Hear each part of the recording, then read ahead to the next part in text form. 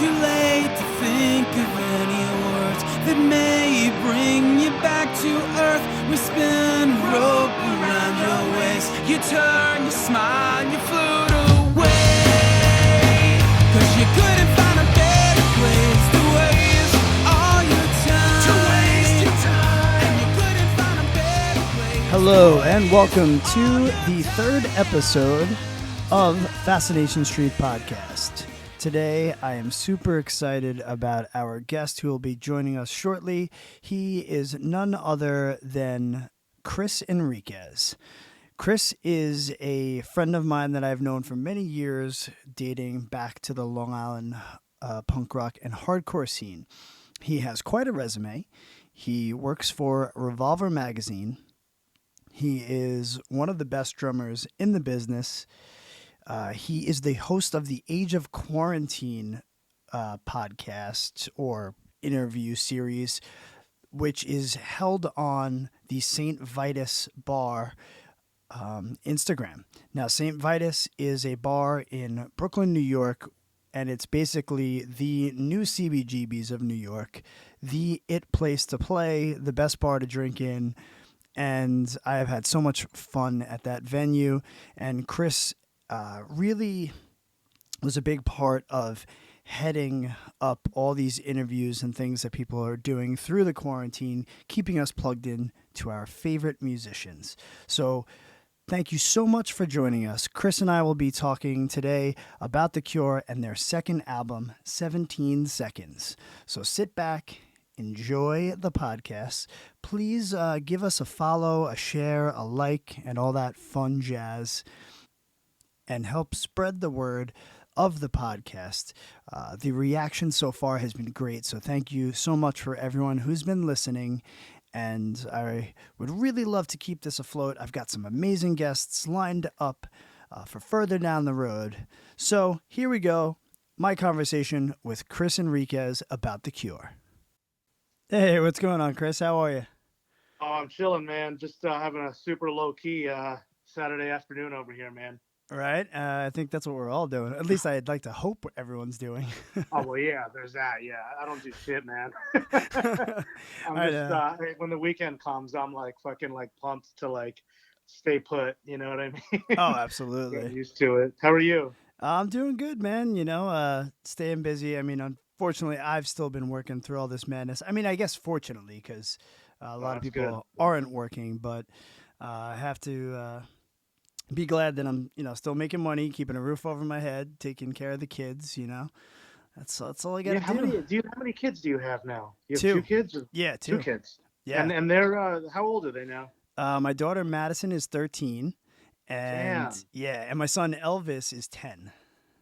That is wild. Dude. Yeah. Just fucking double digits. Yep, and he's totally taken after me, dude. He's already playing guitar, ukulele.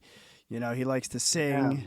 I mean, yesterday he was putting on lipstick and doing his hair up like Robert Smith, and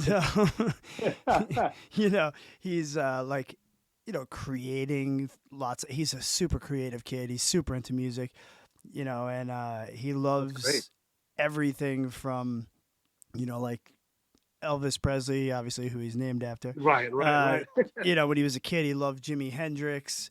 He's super into The Cure. Now he's like discovered My Chemical Romance, so he's going through that phase. Oh man, and that's not even like new music either. Like it's like he's getting into like old music from 20 years ago, which is weird to even think about. Well, yeah, especially when I tell him stories. I'm like, oh, I played with those guys, and he's like, what? Yeah. And I was like, yeah, man. It's like. That's fucking A, man. Like in Farmingdale. Yeah, I was like, and then we did a couple college shows with them when I was in the Prize Fighter too, and this was I think when they were on still on the first album when they were just singing about vampires and wearing all black. Eyeball Records, yeah. Yeah, so and he gets all, he gets like all excited about that, and then my daughter tells me how when she was in school, when they're apparently teaching them about Google, which I find very strange.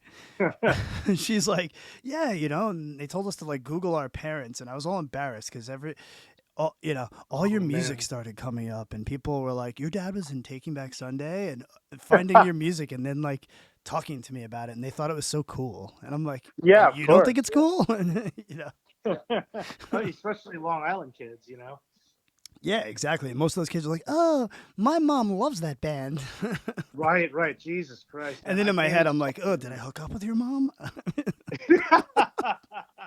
Yeah, it's really it's a trip, man. I just turned 40 and I'm like, fuck, what happened? I know. I'm going to be 43 in March, and I'm like, my lower back hurts. Right. Well, yeah, then like you're in the thick of it. I mean, yeah, the time just fucking goes by, man. It really does. But you have kids, so Yeah. that's a totally different story, different life.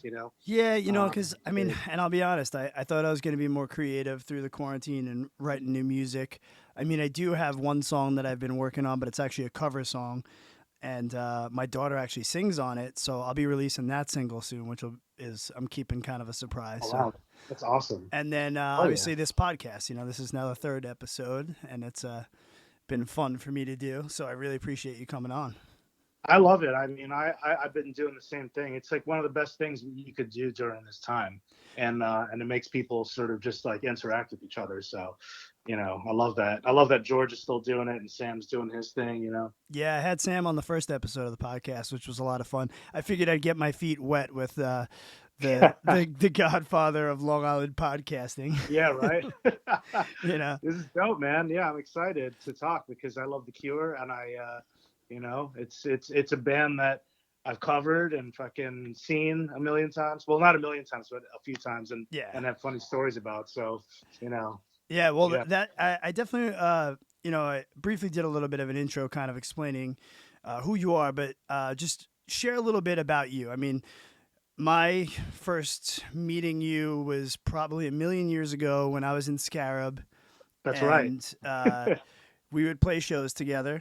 I mean, even probably pre On the Might of Princes, but even when On the Might of Princes first started, I remember being on shows with you guys and really being like, I'm like, oh my God, these fucking kids have it. Now I was only 19, maybe 20 at the time, but I was like, holy crap, and that's where I first met you in just little, catering halls or wherever we could play, I think, well, I saw you play in Scarab when I first started going to shows, and like seniors are like a big deal. I talk about that with friends, like when somebody's like 4 or 5 years older than you. I mean, you're only 3 years older than me, but like when you go to shows and someone's like a couple years older than you, there's like a different exposure level that they Absolutely. have. So I think you were already in it for a few years when I showed up and saw you play.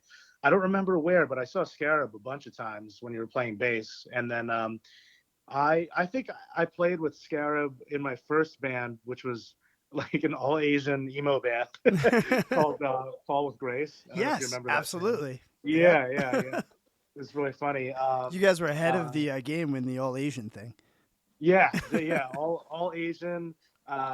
Doing like a post-hardcore emo thing, and then On the Might of Princes happened, which was around from 97 or 98 until we broke up in like 2003, and then did a bunch of reunions, up until like 2012. So then that's my Long Island story, really, at the end of the day. And then like since then, Primitive Weapons and Spotlights have been like sort of like the main things. Yeah. Now, Primitive Weapons is a band that I cannot love anymore, and drives me crazy that I feel like just never, I don't know, like you guys never got your respect or place, I guess. I don't know. It's a very interesting thing, I mean, I feel honored to call, you and like Artie my friends, but also like I'm fans of you guys musically as well. Thanks, and everything Artie does is gold in my eyes. And first time I saw Primitive Weapons, obviously definitely different from anything both of you guys really did. It was its own baby. I'm like, is this noise? Is this hardcore? Is this metal? Is it, and that's what I love. And, the bands that I love the most are usually bands that don't necessarily fit into a genre, because I think because my musical tastes are all over the place, I'm like, yeah, give me that pot of stew that's a little bit of Yeah. everything. I don't want one flavor, you know? Right, right. Thank you. Yeah, I mean that. It's funny too about that is like everybody. Well, actually, our bass player is not from Long Island, but the original intention of that was to kind of go back to like the music that we all grew up on, and we wanted it to be people from Long Island because I mean Yeah. we moved out of like Artie and I and Dave and well Justin Skirty, even though he was in Millhouse, wasn't from Long Island. Right. He was in the band initially, but like a bunch of us, I think, I know I can't speak for the other guys, but like, I think some of us left Long Island and sort of searching for like something different in a way, not like trying to like, abandon it, but like just try to like meet different people, try different things. And then like we found ourselves in a place where, we kind of just went reverted back to like the stuff that we were into, Yeah, which is absolutely. kind of funny. And now, as you get older, you realize that like that stuff that you got into in the first place is really what's most special to you. And as artists, like you're gonna want to experiment and try different things. You might veer off into some like weird, subgenres or something like that. But that whole thing, I think especially like the metal stuff, we all grew up on metal before hardcore, right? I'm sure maybe Right. for you Yeah. too. And it Yeah, was I kind of definitely like, came yeah, to hardcore from metal, not from punk. Like a lot of people, you came from one or the other, I feel like, you right, know? right. Yeah, I mean, I know for Artie, I think when you talk to him, it's a lot of like his favorite band is Voivod, but I Right. also know he grew up on like King Diamond and shit like that. And for me, it was the typical stuff like Metallica, Slayer, Anthrax, and then I kind of figured out that there was other stuff. But I think it was a mixture of like getting back into the stuff that got you into things in the first place. So a mixture of everything, like hardcore, and metal and punk, and in a way, I think we also infused like some of like the probably like the gothy stuff that we were into back then as well. Absolutely. Um, You definitely you hear know, that. And I had no clue yeah. Dave had those chops that. Oh, he'll be Uh happy to hear that. I mean, I remember the first time I saw you guys was probably at Vitus, and I was like, "What the holy fuck?" I was like, "Where was he hiding that in that chest, in that throat?" I love it, and I was Oh, like, that's awesome. He'll "Damn." be happy to hear that. Yeah, and I tell Artie all the time too, and you know how he is. He's that guy Right. has a hard time taking a compliment, you know. Yeah, yeah. I mean, he's an interesting one. But yeah, I don't know where I was going with that. But I remember asking Artie, when we once started band, I wasn't friends with him actually in Long Island. He's older than me, so Yeah, if anything, you know how it is, like very intimidating when you're young to like a go hundred talk to percent. certain people, Yeah, look up to them. And I think when we found ourselves as adults living here, you kind of end up getting closer to people that came from where you came from. We speak the same language, yes, musically and just in our minds. And I think that also, I mean, this resonates today. We're more angry probably now than we were when we were teenagers because of just life and things that you go through and and all that. So there's a lot of anger to that I think was fueled into that band. oh, totally. Yeah. The just the inevitable downfall the last 15 years of society has really, almost, when we were younger, we were angry at, the establishment. We had baggy pants and black t-shirts and we're being called freaks because we wore like Krishna beads or like metal chain wallets, and we were angry at, people telling us we had to do this or do that. And now as we got older, it's like, wow, the problems almost get bigger. In a way, Yeah. sometimes I feel like, some bands definitely lost their edge as they got older because I feel like maybe that passion wasn't there anymore or whatever. But I think it's being able to channel that same thing and tweak it to kind of what you're going through now, per se, you know, Yeah. and Yeah.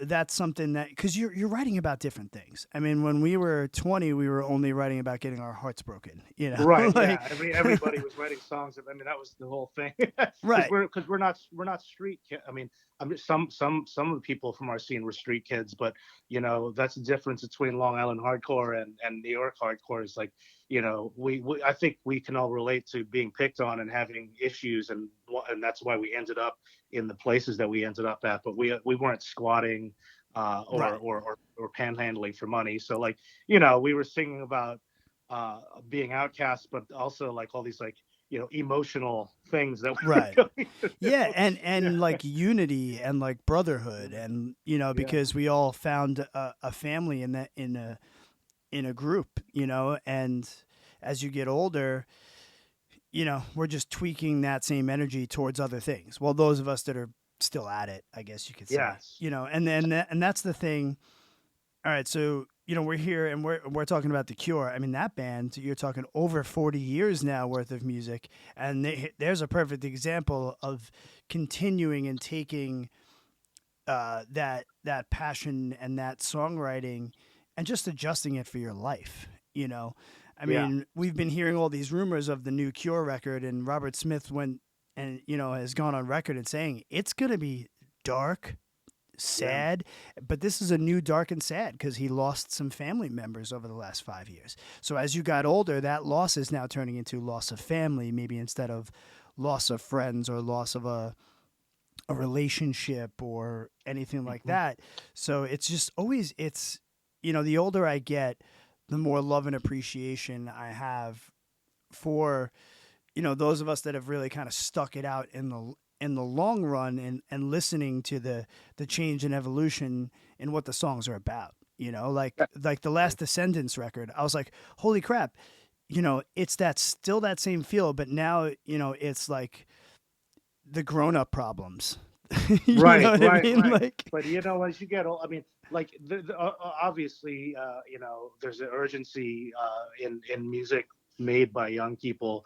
But I also think that what comes with age is also like not just life experience, but you get to in some cases or many cases you're honing in your craft and getting better at it. Hopefully, yeah. it doesn't always apply, but some of the later Cure records, Blood Flowers, I think you and I might have talked about in like Facebook comments, like is one of the best Cure records, Oh yeah, that and they've ever made. I will definitely go on record and saying when I first heard it, I kind of shunned it, and I had it took time for me to sit with it, but then afterwards I'm like, oh, this is unbelievable. Like, It's ridiculous. Yeah. yeah, and they're a band that very interesting to me. I was actually thinking about this today because I also I got to watch. I don't know if you checked it out, but Jimmy Eat World is doing the 3 live streams of the 3 full albums. Yes. Yeah. I watched it last night. Yeah. Yeah. So I was working late last night, so I watched it with my son this morning, and that's their most recent record. And at first listen, I didn't necessarily love it, but now I've grown to love that album. And Jimmy Eat World kind of they they came out of the gate punching, and Yeah. Yeah. did they, and then they kind of did a similar thing, I feel like then Clarity came and became Hmm. this. Clarity was the shift for them from a songwriting perspective, and Right. that's kind of similar, I feel like, exactly with The Cure, because The Cure's first record sounded more like British punk, and then 17 Seconds happened, and you started to see who they were really going to be. Same thing with Jimmy Hmm. Eat World. It's like Static Prevails to Clarity is like night and day. You still love it both, but it was really the setup. And then The Cure has just kept going, got better, Right.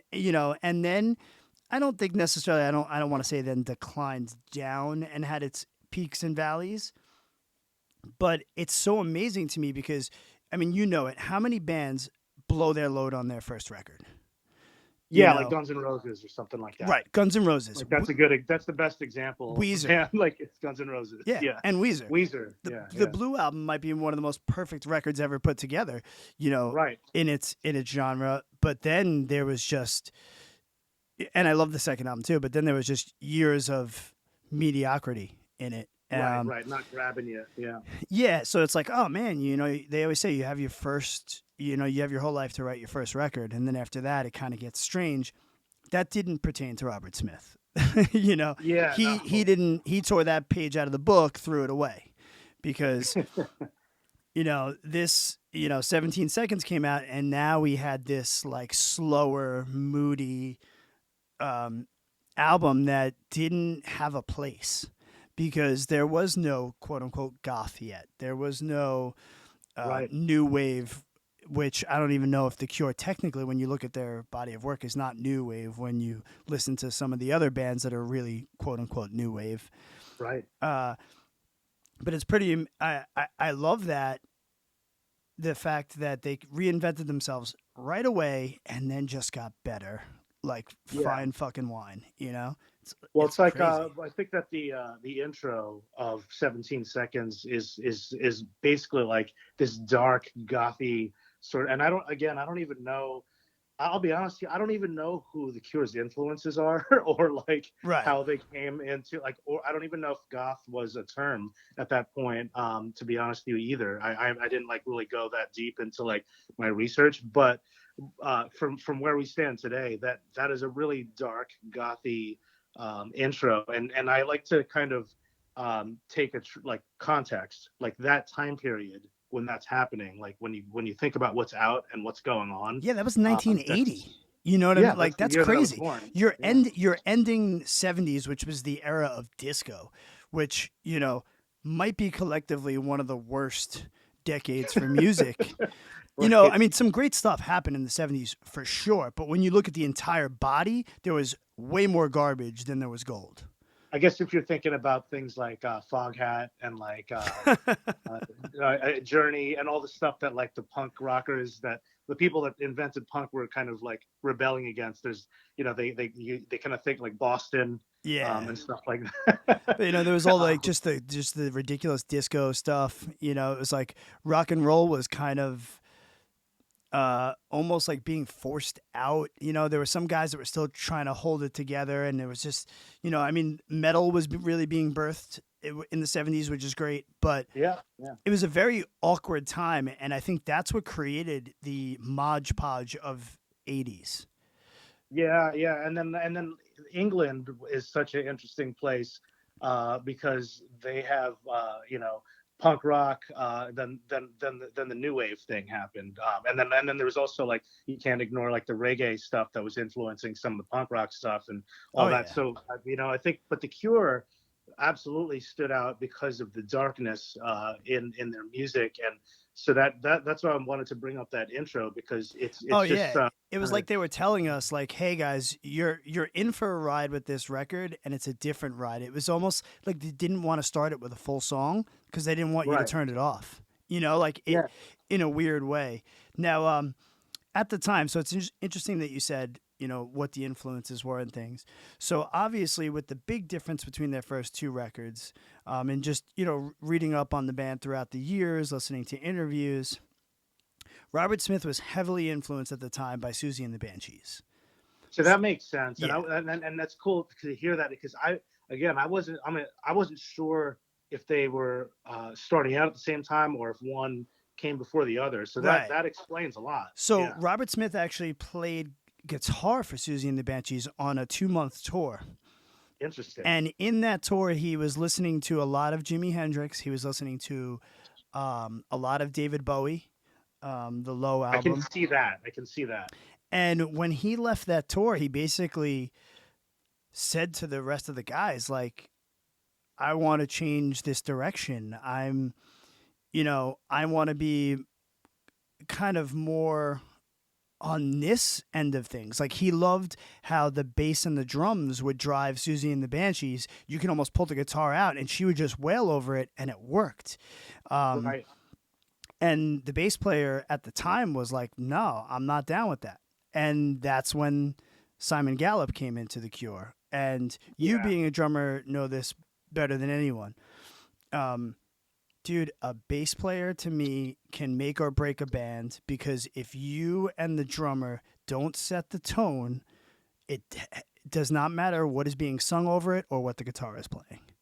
It's 100% true. And I have my notes in front of me of stuff I wanted to bring up. And like, Simon is the unsung hero of this band. I mean, there's stuff to 100%. be said about all of them, but like, I don't want to like kind of blow our load with that before we get into it. But like, a lot of my favorite songs, Fascination Street, for example, Yep. and then like some of like the hit songs that I love, like Love Cats. I mean, that's bass. You know what I mean? I mean, there's great melody and things that everyone's doing, but the bass lines are really what are making those songs. Yeah. And I agree with you. Yeah. So, I mean, that was so pivotal, him coming into it, because Michael Dempsey just wasn't feeling it. And apparently, when Robert Smith was kind of bringing some of the new songs that are on 17 Seconds to the band, he said Dempsey was playing really just busy bass lines that just weren't fitting. And Right. I mean, even the time signatures alone dropped drastically in this album, less upbeat, and I don't think the bass player knew what to do with it. And I don't think he knew he didn't like where it was going, because, you've got the explosion of the Clash and all this other stuff going on. And I think that's kind of where he was gearing towards. So basically, Robert Smith went and got Simon Gallup. Yeah. And he was actually in a band that would play with The Cure. So like he already knew him. He was in a band called the Magazine Spies, actually, with the keyboard player. Diving into that guy. Yeah. Yeah. So that's where the keyboard player went also. So this record had a new bass player, new keyboard player, and apparently Robert Smith wrote most of it on an old organ at his parents' house. Which is super interesting, because the organ is just a dark. If you're writing on an organ, that's gonna inherently like kind of give you a dark mood. Regardless of the chord progressions, it's just a dark instrument. Yeah. So when you think about the fact that with letting himself open up, now it's hard as a musician to say. Now they've already got a record deal. They've already got a record out. They already have a single in Boys Don't Cry that did very well. Now you're going to sit here and say, my songwriting wants to go in a different direction. I want to be like, I'm loving this David Bowie. I am loving Jimi Hendrix, who's just reinventing the guitar. And to say like, no, I'm changing shit up. I mean, that's a balls move. And after having a successful hit single, for sure. Like, yeah. Yeah. I mean, it might have become a hit more so later, because on 17 Seconds, the A Forest is the first single that hit the UK charts at 31. So I think Boys Don't Cry later in The Cure's career hit the charts way bigger. But I think in the US it was definitely a bigger success. That's that song at first. Yeah.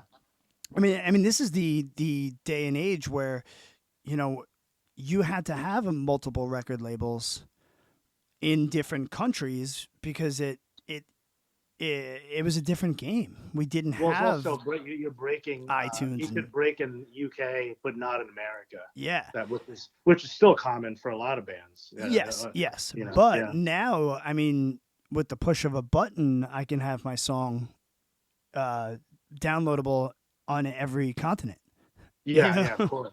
Which is to think like how different it is now is so funny, because back then you needed to have multiple labels and things like that. So this, this was a ballsy move for them, and apparently it was on a very low budget, and it was recorded and mixed in 17 days. Like 16 or 17 days. Hence the album title. Okay. Yeah.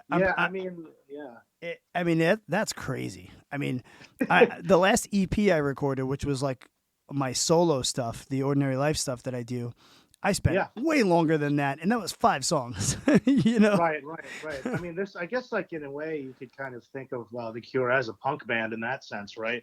I mean, all these bands kind of came from like the sort of like scene where they're not too different from where we could relate to, like coming up and just playing with your friends and going to a studio and just fucking banging it out. And you could hear Yeah, that because if you listen to just that first song, Play for Today, it's got like, it's all very lo-fi stuff absolutely. that's going on, and that's the greatest thing about that album and the early Cure stuff is like they don't have these fancy productions on those records, or and I'm sure, and they don't have fancy guitar pedals or other stuff. They're really relying on what they have in front of them, and the bass playing on A Forest, that song in Oh, particular, which you forget just it. mentioned, like yeah, that right there is like the foray into like I think where they're headed in their career, into like all the great songs that came later on, and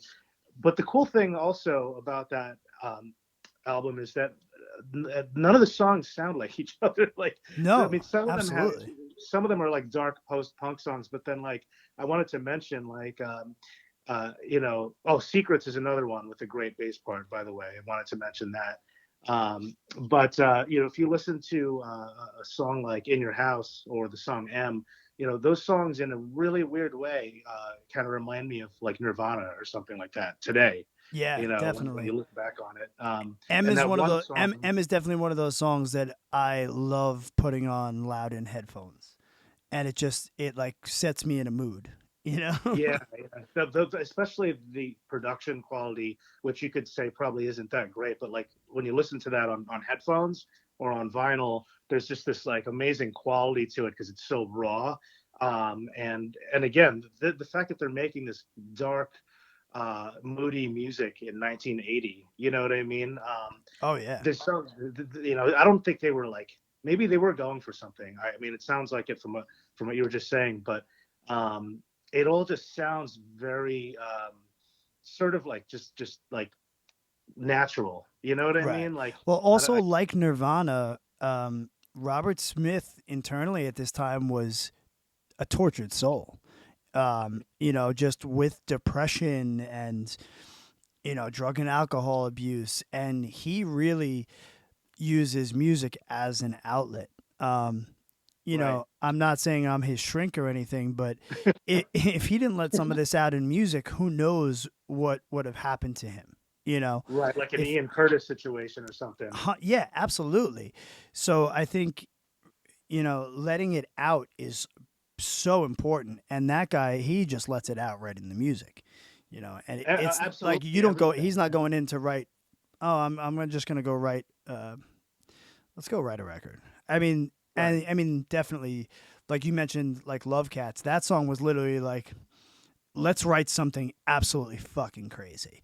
Like he can do that too, but he definitely, especially in this part early in his career, was really letting it all out and using this as an outlet to his nightmares, to his just inner turmoil.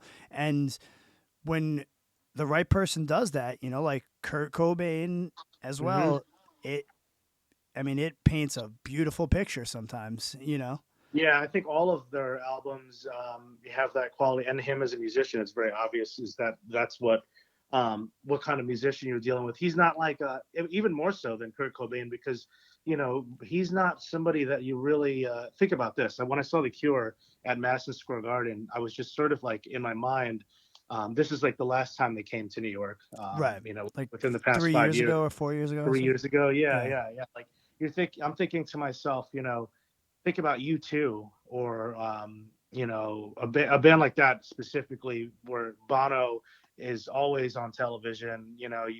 We've seen him like walking around the White House with the president on Yeah, yeah. television and just like doing all this stuff and collaborations, always presenting at an award show. Like Robert Smith was never that guy, but his band is selling out Madison Square Garden. His Yeah. songs are on the radio, So and true. he just and then with the Rock and Roll Hall of Fame interview that was hilarious, where I'm sure you know what I'm talking about, where Yeah. the very enthusiastic host goes up to him and asks him how he feels about this monumental occasion, and he kind of just almost sneers at her and makes her feel bad, for better or for worse. But like he's just like a real. It's a testament to like what music means to him and why he's doing it. I think in his older age, he's probably embraced it a little more, and you can tell in his interviews he's willing to kind of like talk more about certain things. But yeah, he's just not like the game show host type of frontman that we've seen No, from like definitely not. various types of people. Yeah. Yeah, there are certain musicians you look up to for certain things. With Robert Smith, he's like, as a songwriter, I beyond admire him. Even the simplest thing, like his like simple but tasteful guitar leads, like Yeah.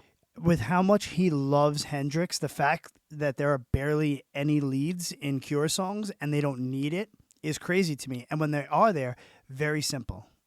Yeah, and Like, they're hooks. And yeah. that's a good point. Like my guitar player in Spotlights is a huge Cure fan, and one thing that he took inspirationally from the Cure that he pointed out, I never really thought about it.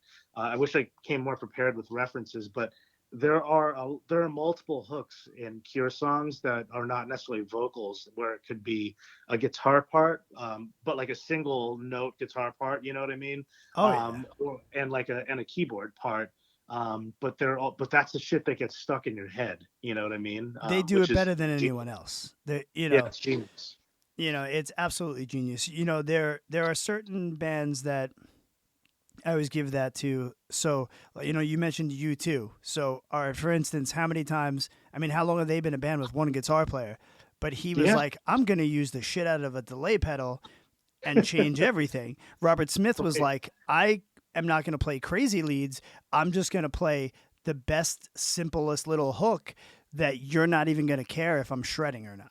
you know? Right, and that's what that's what their music is all about, which is you get lost in their songs, man. Like, not to sound like a hippie, like, I'm sure that some people that like things like the Grateful Dead and that stuff, which I can't relate to, feel that way about that music. But for us, I feel like like you too, they have great songs. Depeche Mode, they have great songs, but with the Cure, not that they sound like any of those bands, but I think fans of those bands all sort Yes. of are into that same thing. You actually do get lost in Cure songs, and so much to the point where like some of their songs, he doesn't start singing until like 2 minutes into the Oh, song. So no it's, one else can do that. There, there yeah, is which is crazy. there is no one else in the world that can. Sam said that too. He was like, I don't even realize that 2 minutes goes by and I haven't heard a melody yet. Now Right? How often does he do that? you know? all the time. Now me being a singer, um, I have a hard time listening to instrumental music because I always am looking for a melody or I'm always creating one in my head. When I listen to music, a lot of the times I'm singing melodies in my head or harmonies that aren't even there because that's how I hear it or sing it. But with them, like they could put out an instrumental record and I would probably listen to it just as much as I listen to any of their other albums because you're right. There's a way that he puts things together that is just you do get lost in. Um, I can't tell you how many times I've like, you know, just done like some yoga or meditating with listening to Disintegration. Like I'd Oh my put the god, yeah. record on, and I would just bust out the yoga mat, do some stretching, some breathing, and it's one of the albums that I use to like kind of get me in a zone. And it's whether it doesn't matter which song it like, and I never skip a song. They're another Yeah, band no, that I never skip that's my songs on. favorite album, which is probably a generic thing to say. And what's funny about that is that I actually exercised on my yoga mat listening. Well, I was listening to 17 Seconds preparing for this, Nice. but yeah, the thing about the Cure in regards to like the whole idea of like instrumental sections or just like long parts with no singing, long intros, I think like if you listen to this band in the early days, like I don't even know how they got picked up. To be honest with you, I mean they have songs from the early days that are obviously catchy and they're radio hits, but when you listen to those albums, you don't think to yourself that this is a band writing to get popular. You know No, what I mean? It just seems like absolutely. anything they got popular off of was like an accident, and I could be wrong. I just feel like it just like fell, you know what I mean? Like it fell into the right hands, Yeah. and someone's like, "Oh, we got something." Like everything just feels like a happy accident to me. Right. You Well, know? he takes his time writing his songs and his records. He definitely doesn't let labels or even other band members change things, which is why there's a lot of times been a revolving door with drummers and keyboard players and second guitar players. And even to the point where Simon Gallup, who's his best friend in the world, had to leave the band at one point because Robert was just so sometimes controlling and, Yeah. because he was like not letting anyone change his vision. And that, that stood the test of time, though. Some people can and can't deal with that. I mean, Simon then did come back, and I think Right. it was Thank God. important Yeah. because, Robert Smith has even gone on record saying that the day Simon doesn't want to do The Cure anymore is the day that The Cure is over. He won't do it without him. So Yeah, they're you can't definitely do the it without Batman those and guys. yeah, I they're mean, definitely the Batman and Robin of the I team. thought when they got when the original guitar player left, and the guy playing with them that's been with them for a while now is amazing. But Yeah. I thought that was weird when the guitar player that was with them through the 80s and 90s left. I thought that was bizarre. But really, Simon Gallup, I think, like you said, Batman and Robin for sure. The only time period which for everybody was a weird time period where I liked everything the Cure did in the 80s, but like on Kiss Me, Kiss Me, they had like gone like a little out of character where they had like horns and like more of that kind of stuff going Yeah. on, you know what I mean? But it was still great stuff. Yeah, You know? or I mean the top has like tons of like weird organs and sitars and I Right. mean it I can appreciate it for what it is, but yeah, that Kiss Me Kiss Me Kiss Me has grown on me drastically over the years. I mean there's no doubt that it has crazy hits on it, but it definitely is a very strange, not I don't even want to say strange, but experimental, Yeah, definitely. I mean, and that's the time period too. Like again, context of like, it's the mid '80s. If you look at what everyone was doing at that time, like, everybody was getting into like eclectic stuff for better or worse. Like you have like Phil Collins and fucking Peter Gabriel are making like world music with like Afrobeat shit. Right? Yeah. Paul Simon, I mean, is doing that too. But then like to go and not to jump around. I mean, you're steering the ship, but like to go into Disintegration after that is a wild turn because it's like almost like they're going back to the dark stuff, but expanding on it completely into a different realm. Yeah, that Disintegration live concert in Australia. Yeah. Oh my god! I mean, I had goosebumps like watching it the whole time. I'm a big fan of bands playing the entire albums all the way through because we grew up in the time where you listened to entire albums. Totally. I fought the streaming service thing for years. I was Yeah. like, no, no, no. It blah blah blah. Now I love it, but I am still an album guy. So when a band gives me a full album live, I'm like, this is great. Yeah. I love that. And when they did that one, it was just, I mean, beyond epic. I would have loved to have been at that show. I mean, I can't even fathom what Yeah, those people man. must have been feeling. Because if I was feeling it, watching it on a computer, on like YouTube, I can't imagine what they were feeling. Now, when you saw them at MSG, were you covering it like from a No. Revolver standpoint or just there? I was just there. And I'll tell you something, not to make this like a sappy story, but like I had just found out that my father had cancer, like not too long before I went to that show. Mm-hmm. And he's fine. He survived. Yeah. He's good now. But I was going to say, I just saw a picture of him on Instagram, so I'm glad he's doing well. Yeah, no, he's doing good. He's chilling on Long Island. But I fucking started bawling at that show because all of their love songs. I don't know who Robert's singing about when he, in a lot of his love songs, if they're about relationships or family or friends, because they could be translated in so many ways. But I just thought about my dad within the first like 2 or 3 songs, and I just started fucking bawling. And I hit him up in the middle of the first 3 songs to be like, because I was just losing it, because that's all I could think about. And he was like, "I'm fine. I'm watching TV and having dinner. Just like enjoy the concert and relax. Yeah. Like go get a beer or something. Like calm down." Like all right. But no, I was just there, and it was the second time. I've only seen them twice in concert, and once I saw them on Conan O'Brien during Blood Flowers. Oh, okay. I was gonna say, were you at the Rock and Roll Hall of Fame induction? No, I wish I was there.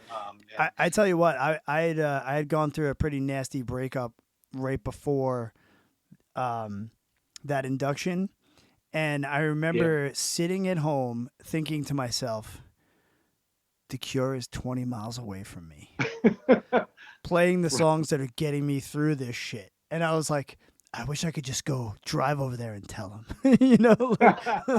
Yeah, man. I mean, I think when I went the one time, not to get off top, I bought tickets to the Rock and Roll Hall of Fame when it was Peter Gabriel and Nirvana and like a bunch of bands that year. It was awesome, but I just needed to buy tickets for that. I wish I got tickets for the Cure when that happened, but I'm happy I saw them at the times that I did.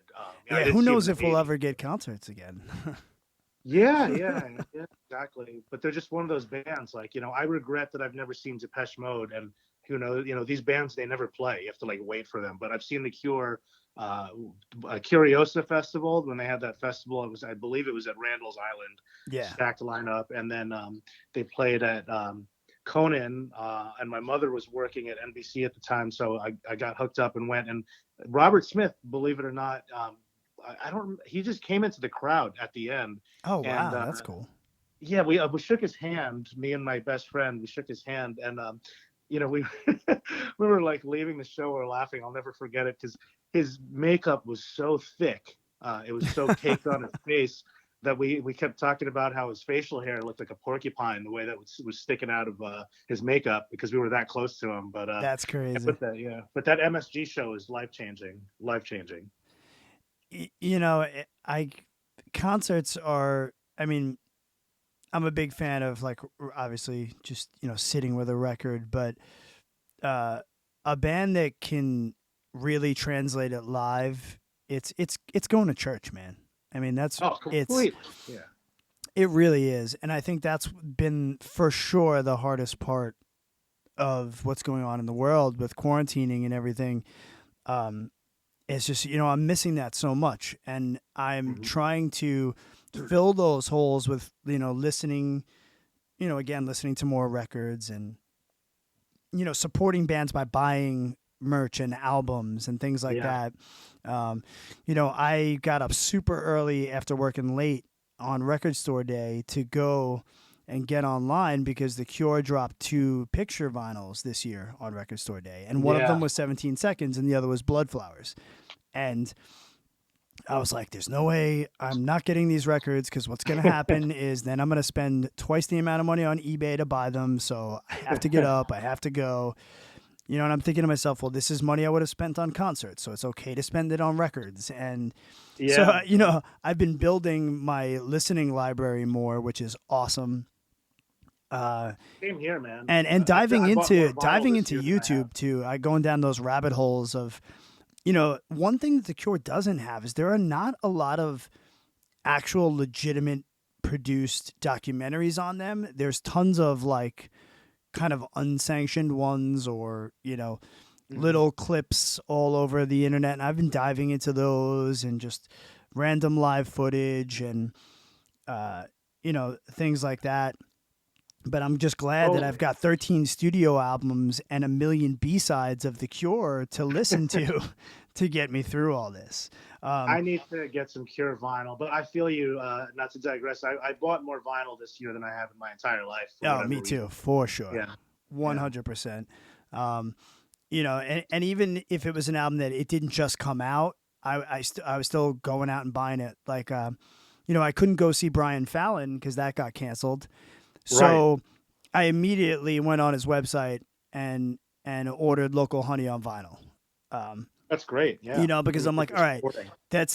that's a quarter of what I would have, not even 15% of what I would have spent on that night between going into the city, buying, having beers, having dinner, tickets for me and my girl. It's just, how it's Yeah, a, we don't think about that. When you do that, you're spending like at least $150. oh yeah. At least, So I Yeah. was like, I'm trying to buy more records and, really enjoy and embrace music in the way that since I can't embrace it the other way right now. Right, right. That's great. That's So cool. let's get to your top 5 Cure songs.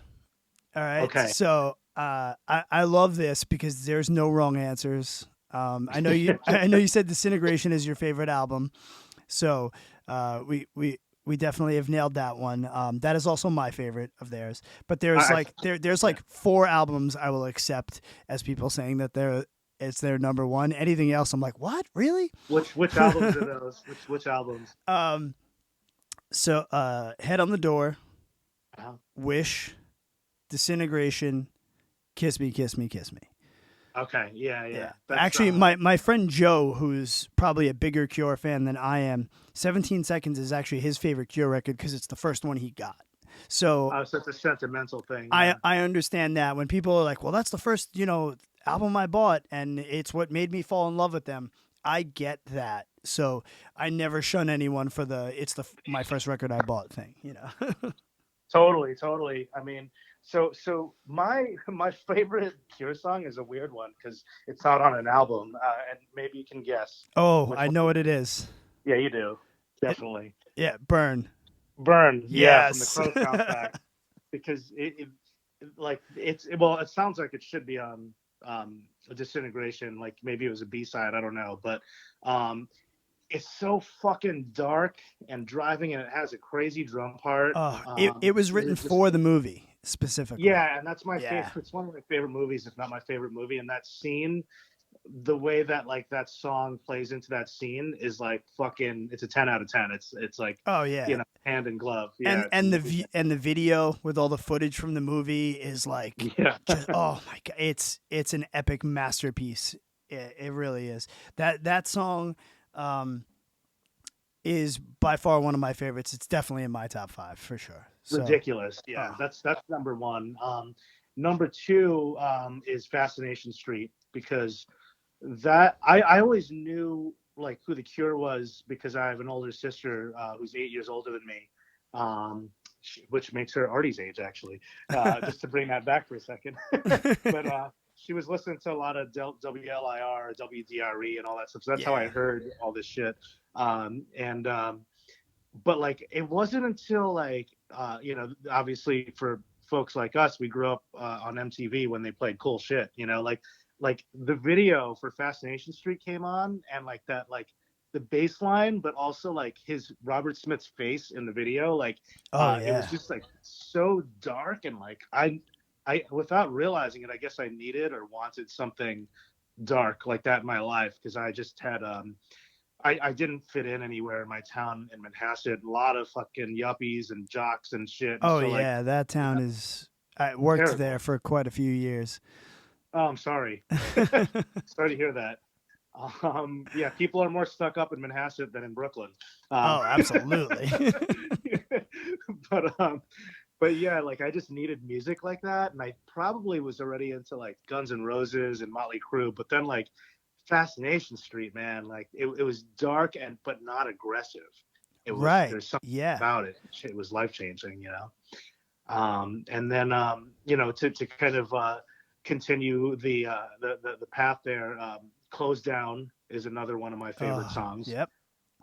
That's just one of those songs that every time it comes on, I have to like, take a moment and be like, stop talking, Yeah. Even if I hear it when I'm out in public, I have to stop what I'm doing. Right. Yeah. Get all emotional about it. And, again, same album, but Lullaby and then Disintegration, the song Disintegration. Okay. Those are my top 5. Yeah. Oh yeah. Those are all on Disintegration. That's right. Making sure. I mean that's a hell of a list. I mean, a lot of times great albums are greatest hits. You know, I mean, again, Appetite for Destruction might as well be a Guns N' Roses greatest hits record. Yeah, exactly. Come on now. And, You know? yeah, and if you made a 20-song greatest hits of The Cure, I think the album that most of the songs would come from is probably Disintegration. Yeah, that's funny because it's not even like their most commercial hits. It's just a body. No, it's not. It's such a fucking body of work, man. Like just a masterpiece, you know? But yeah, I mean, again, I mean, I'm referencing back to one of my other favorite bands in Jimmy Eat World. Again, like Clarity is this record that I think I have the most emotional attachment to. Right. But one of the other albums that they're going to be doing on this live stream is Futures. And that to me is probably, I know a lot of people say Bleed America because it had In the Middle on it is their like big album. Big hit, yeah. But Futures is just hit after hit. Like I like beyond love that record, and I'm so excited Futures to is hear a it. great record. Oh, Yeah, my I like God. all those records. Yeah, and I agree with you. Surviving is a great return to form for them. I really started getting into that record recently. Yeah, and you know, same type of like risky experimental as The Cure with a freaking saxophone solo on that album. Oh, that's right. Yeah, that. And then they have the really cool, you know, that song with the very electronic Oh sounding. yeah, and that the video looks like a sci-fi movie. I love it. Yeah, yeah. But no, I mean, yeah, Disintegration is that record. Man, now we're talking about it, I want to get it on vinyl. I don't have it on vinyl. Oh yeah, yeah. Oh, that's a must. It's Yeah. all over eBay. You can find them like new from record stores. You know, Yeah, yeah. I did a But lot yeah, of you know, that's it. You know, the other thing I did have to do a lot of online record searching throughout the quarantine because, you know, yeah, you can go to your local stores, you know, they're definitely open, but I feel like a lot of less people are even selling their records and they're ordering less because the economy is in the crapper and blah blah blah.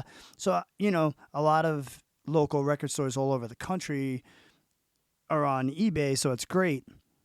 You know, I was Yeah. able to hunt down some stuff, you know, for Christmas for people, you know, and for me. But Yeah, right, right. yeah, that's, you know, Cure vinyl is tough. You know, I'm in a couple different fan groups on Facebook, and someone recently was selling their copy of Wish, and the person was in London, and he was like, "It's £100," because I messaged him because he said that he was selling it, and I'm like grabbing my phone, doing the calculation. I'm like, how much is £100 in US dollars? You know, and I'm like, damn it, that record, you can't get that record for under $100 or more, because it never, I don't think it ever had a repress, so it's just super hard to get on vinyl.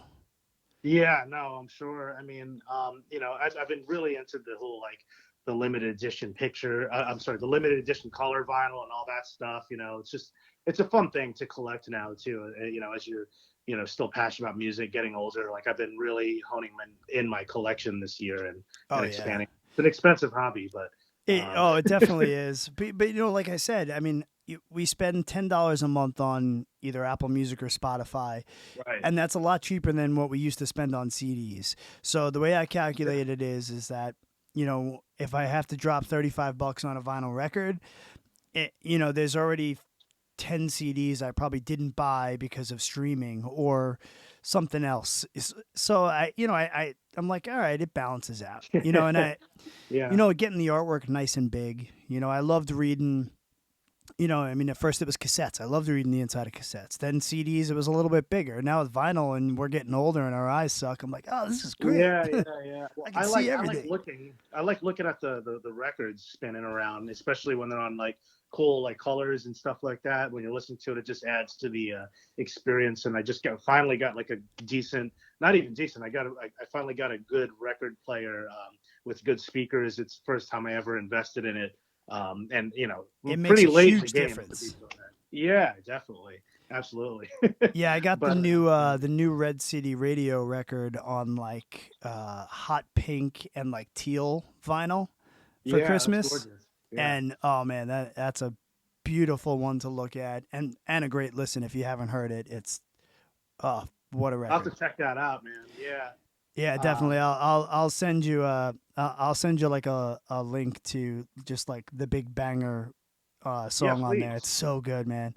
I've been, and that's the thing. I've been making a lot of playlists throughout this, and I got a group of friends every end of the year. We text each other with our best albums, our favorite songs of the year, and it's great because then I learn some stuff, and then they're all hitting me up, and they're like, "Dude, I never heard that. Oh my god!" Yeah, It's so no, much I fun love to that do. too.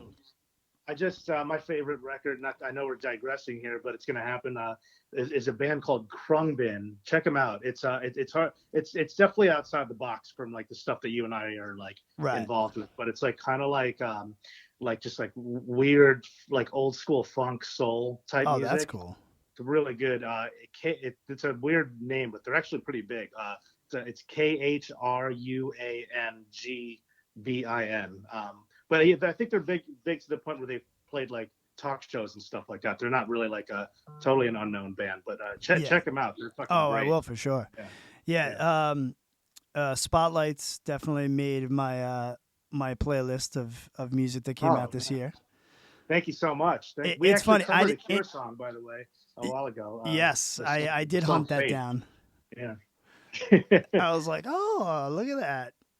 Weird song to pick. Yeah, so I'm gonna let the cat out of the bag. The song that I'm actually covering is sung by Robert Smith, but it's actually it's not a Cure song. It's a Oh, wow, Crystal okay. Castles song. I did not know that he collabs with them. I got to check that out. Yes, it's called Not in Love. Okay. It is sick. And speaking of collaborations, there was definitely an interesting, I guess, collaboration this year that Robert Smith was a part of that I am sure that you probably heard because I know your love for the band that he did it for. Oh yeah, Deftones. Yes. Right. Yeah. So yeah. he did a That was remix of a interesting. White Pony song. That was one of the standouts on that record for sure. I mean, I love that band, and obviously the folks that are on that, like DJ Shadow and Robert Smith, were just really cool to see pop up. I was surprised. I guess they are friends though, because I think they might. I don't know if I'm making this up, but I feel like they might have played the Curiosa Festival or something, and I think they might have covered a Cure song at one point that Robert Smith, like it's some tribute. Again, I could be making that up. I feel like that might have happened though. Yeah, it's very interesting what Robert Smith shows up on as far as collaborations, like Blink 182. Oh yeah, It's like I remember that. I That's a weird forgot one. about that until recently, and I was like, I think it came up on when you're listening to something on Spotify and then it goes into like a radio station based on what you were listening to. Right. So I'll like play stuff throughout the house as I'm doing things, and then it came on, and I was like, oh my god, I forgot. And even his little part on that song is such a fantastic vocal hook.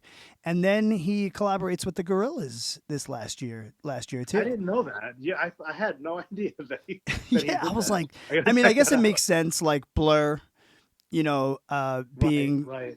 kind of from that, not from that era, but, part of the 90s part of their Lineage, I guess. lineage Like per they're se, like a and from where they're respected from. band. Yeah.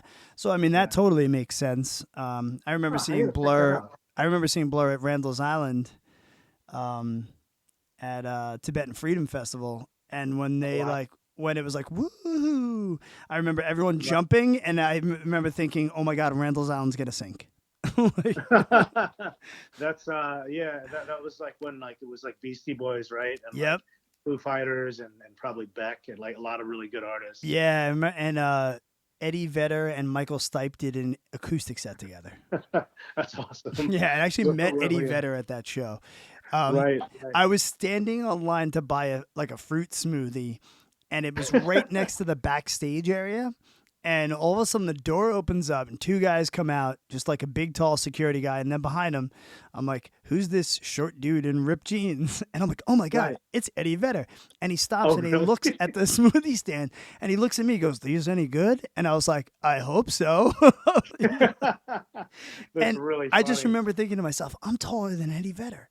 And I'm not a tall guy. Right. Isn't that weird when like because we're so used to seeing these people on a screen or something, and they look like they're probably larger than life. You know what I mean? Oh yeah, it Yeah. was hilarious. It was definitely a takeaway moment. But Rancid also played that one. But I remember during Rancid and during Blur, me and Christian McKnight like starting mosh pits. Right, right, right. Actually, it's funny is like Christian and I did that recently. we were we were at we ended up like running into each other in like right when Rancid was about to start playing at Madison Square Garden, like when the Oh, Misfits with the Misfits? headlined, Nice. and I was with Castillo and from Primitive Weapons, and then like we just heard was the minute they hit the stage, Rancid played the first song they played was Roots Radicals, and then some kind of switch went off, and like Christian and I looked at each other, and we just turned into like 16-year-old kids. And then I looked up, and fucking Castillo was like crowd surfing like it was like 1998 or Yeah. something. With his And I'm like, long all right, hair I guess this whipping in is the wind, happening. I'm sure. Yeah, exactly. It was a really cool moment to have before the quarantine. That's what music does to you, I guess. you know? Yeah, and that's definitely what we're missing, and I really hope we get back to it soon because it's Me too. driving me Me too. crazy. But Yeah. I think you were very um, in the beginning of this. I gotta say what you started with Age of Quarantine was definitely, I think, super important to the music community Thank over you. on the St. Vitus Instagram. Now, what what made you think of that, and how did it end up on the Vitus Instagram?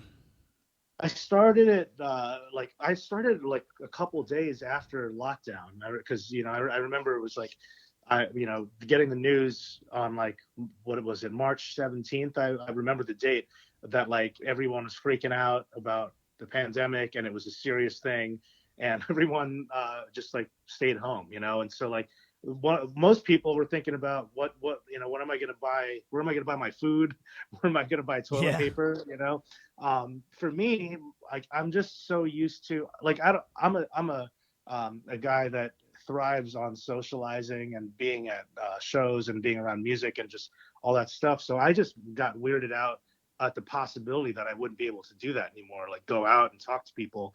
So immediately I just thought of this idea, but it was just for myself and people that I knew. I started with like people from our scene in Long Island. I was yeah, interviewing, like I interviewed Artie and Dave and Ben from Salt Majority and my own bandmates from On the Mind of the Princes. That's how I started it, and it was on my personal Instagram. But then as we were getting like more guests, or as I was getting more guests, that seems like it should be presented on a better platform. I think it was only 2 or 3 weeks later where Dave and Artie were like, yeah, let's bring it on the Vitus Instagram, and I knew that I wouldn't be able to do that 5 days a week. So Artie took Wednesdays, and me and Dave split up the rest of the days, and it's now fuck, how many months later we're still doing it, I know and it's I great. appreciate that. I really appreciate what you said though, but it's for everybody too because I'm like people can't watch shows, we can't do what we like to do, so we can entertain people while they're sitting at home and they can ask questions, and it doesn't have to be the most famous person. It could be like, the drummer from Garden Variety, it could be anybody. Yeah, I Uh, mean that's what was great too was the interaction and sometimes just watching the comments and even seeing who was in it. So then I felt like you know it almost felt like well it's like I'm next to them at the bar at Vitus. right. It was really like getting me uh, through all of it, and it was like very fun because it was not only familiar faces, but it was people talking about the stuff that we would talk about if you and I were Right. leaning up against the merch tables in the back of a club, Yeah, yeah, and yeah. and You and I both saw uh, each other right before this too yeah, at Gorilla Biscuits. Yeah. yeah, so Gorilla Biscuits is I think the last live show that I saw. Yeah. I mean, and Kill Your Idols, and that's a good way to go out. I mean, that was a Oh yeah, hardcore show before this was a godsend. Because like it's not like, I mean, maybe we'll see concerts again, but when are you gonna fucking like be all up in each other's faces like that, like the shit that we came from? Like that yeah. was a really amazing experience to have. Oh yeah, dude, I can't tell you how many people I hugged at that show, and to tell you that like I don't know when it'll be another time that you'll have that many hugs. I know it sounds Definitely. dumb, but that's I hadn't music been to a is Long Island hardcore show in forever at that yeah, point. and Yeah. and music is the international language, and it's a commonality between us all that doesn't have to do with our gender or our color, our background, our social status. It shoves all that aside. Um, Yeah. Love for the songs, the scene, or any of that. It's such a great glue that keeps people together.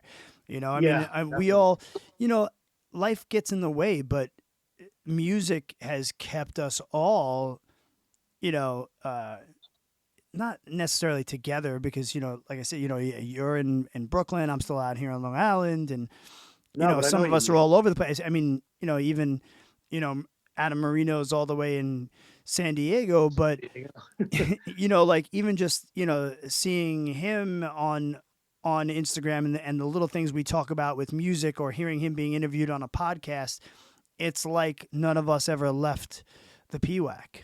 No, And I agree with you. I agree with you. We're all, I mean, I realized this later in life because, like the girl I'm dating is from the Long Island scene as well. And she was telling me, like, it's fun. It's so funny. Like, we're all connected still to this day. And, even like, when we're young or snobby or weird and, clicky or whatnot, that's normal. It happens when you're young. But, right, come 20, 30 years later, we're all still we're still talking to each other. Even people that maybe we didn't even know that well, we're still talking to each other because it really is. It sounds cheesy, but it is true. We are all connected, and you do realize that. At least I can only speak for myself. I realized that a little later in life. This is definitely like a club. A kind of like a I don't even know what to call it, but yeah, like for I life. I mean, yeah in the words of Tommy Corrigan, it's a yeah. lifestyle, not a trend. It really is. I mean, And I didn't think that I'd be talking to the same people 30 years later. You yeah, know? absolutely. Yeah, And no matter how much time has gone by, it's like yesterday, and yeah, that's it was that's wild. one of the best things about it. And when I decided to do this podcast, it was just because I'm always talking about The Cure, and I really wanted to break things down because Sam and I had talked about doing an episode of Red River podcast based on The Cure, and when we started like brainstorming it, I'm like, it's too much music and too much time to really shove that into an hour and change episode of Red River. So let me spread it out and let me talk to different people and find out, like, what did The Cure do for them? And, you know, there's 13 albums, but I figure when I get through this whole, discography, I may move on to another band's discography and just That's a keep great going with idea. that and breaking things down because I love talking music. I don't get to do it in clubs anymore. So now it's like, let's talk music and share that with other people. So Yeah, listening to podcasts has also helped me a lot. So I took the band that helps me get through things and podcasting and interviewing, which is, I'm a social butterfly. I mean, I've been yeah. playing in bands, for God, almost 30 years now. So I need that outlet. And right now I can't play live shows. So what's that outlet going to be? And it's now turned into this.